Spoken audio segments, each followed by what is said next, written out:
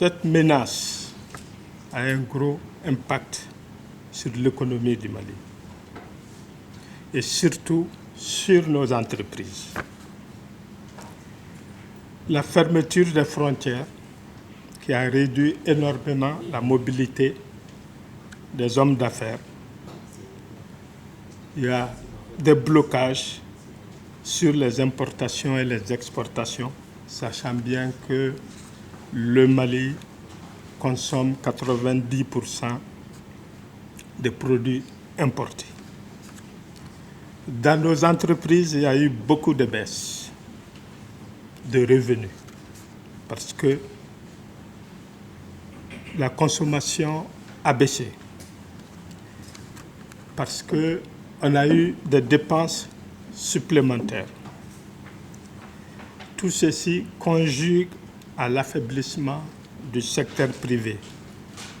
Néanmoins, on a pris des mesures préventives dans nos entreprises. On est en train de persévérer dans la préservation de l'emploi dans nos entreprises.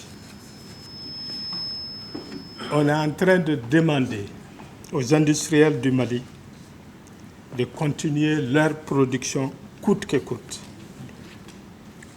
On est en train d'assurer l'autonomisation du pays en denrées alimentaires, que ce soit en importation ou en production locale.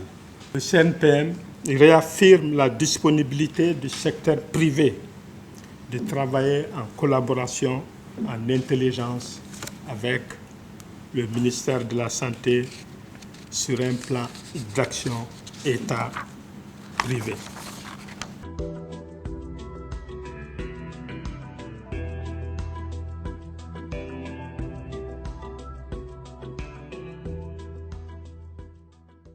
Je voudrais encore une fois, sans trop m'attarder, dire que les entreprises ont trop souvent été des partenaires inexploités. Et nous devons vraiment profiter de cette opportunité pour que vous puissiez nous aider. Les équipements ne sont pas là. Nous n'avons même pas suffisamment de masques. Nous ne savons même pas exactement s'il y a une explosion, comment nous allons prendre en charge nos malades potentiellement. Nous avons fait un effort pour anticiper. Le gouvernement a essayé d'investir rapidement pour faire en sorte qu'on ait 3 ou 4 lieux où nous pouvons vraiment prendre des malades en charge. Mais cela ne sera pas suffisant.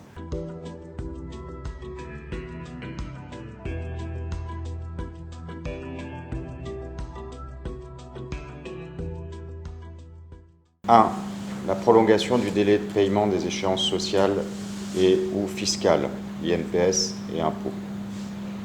2. L'application dans les situations les plus difficiles de remise d'impôts directs pouvant être décidées dans le cadre d'un examen, au cas par cas, des demandes formulées en ce sens. 3. Un soutien de l'État et de la Banque centrale pour la négociation avec les banques commerciales d'un rééchelonnement des crédits bancaires. 4.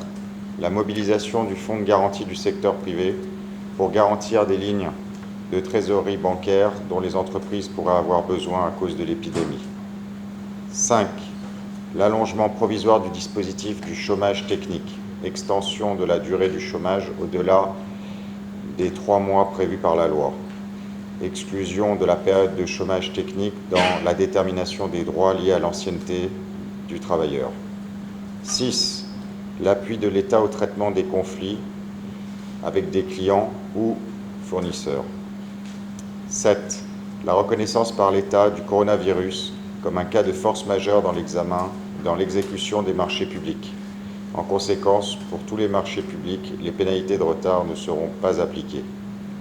8. La diligence dans l'exécution des procédures de dédouanement.